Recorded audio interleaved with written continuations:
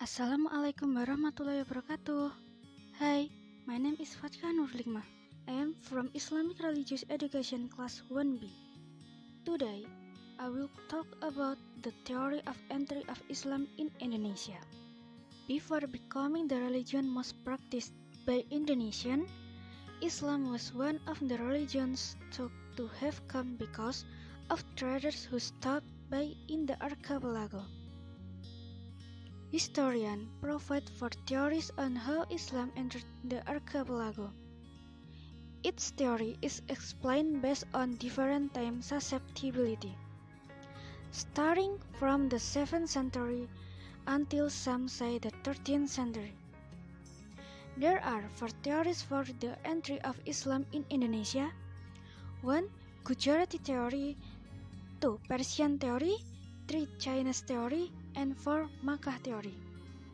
I will explain one by one this theory. 1. Gujarat theory. Gujarat theory put forward by Snakur Kronya and J. Snapple. This theory assumes that the religion and culture of Islam were brought by Muslim traders from the Gujarat area, India, who sailed through the Malacca Strait. This theory explained that the arrival of Islam to Indonesia around the 13th century, through contacts of Indian Muslim traders and the Kingdom of Samudra Pasai, which controlled the Malacca Strait at the time. This theory is also reinforced by the discovery of the tomb of Sultan Samudra Pasai, Sultan Malik As-Saleh, in 1297, which is characterized by Gujarat. 2. Persian theory. The Persian theory was put forward by Umar Amir Hussain and Hussein Jayadiningrat, those who argue that Islam entered Indonesia through traders who came from Persia, not Gujarat. Persia is an empire that is currently most likely located in Iran. This theory sparked because at the beginning of the entry of Islam to Indonesia in the 13th century, the teachings that were prevalent at that time were Shiah teaching originating from Persia. Besides that, the similarities between Indonesia and Persian tradition are considered as an reinforcement. An example is the commemoration of 10 Muharram Islam, Persia, which is similar to a memorial service called Tabwi in Sumatra region.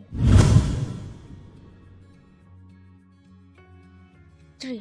Chinese theory. The theory of Chinese was put forward by Slamet Mulyana and Sumanto Al-Qurtubi. They argue that actually Islamic culture entered Indonesia through intermediaries from the Chinese Muslim community. This theory argues that the migration of the Chinese Muslim canton to Indonesia, especially from Palembang in the 9th century, was the beginning of the entry of Islamic culture to Indonesia. This is corroborated by the evidence that Raden Patah, namely the king of Demak, is of Chinese descent.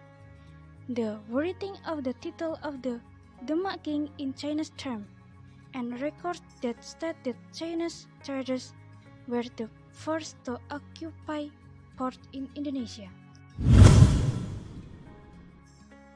4. Makkah theory.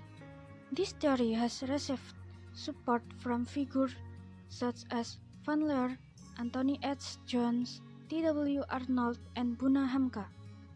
In this theory, it is explained that Islam in Indonesia was brought directly by travelers from Arabia, who had the passion to spread Islam throughout the world in the 7th century.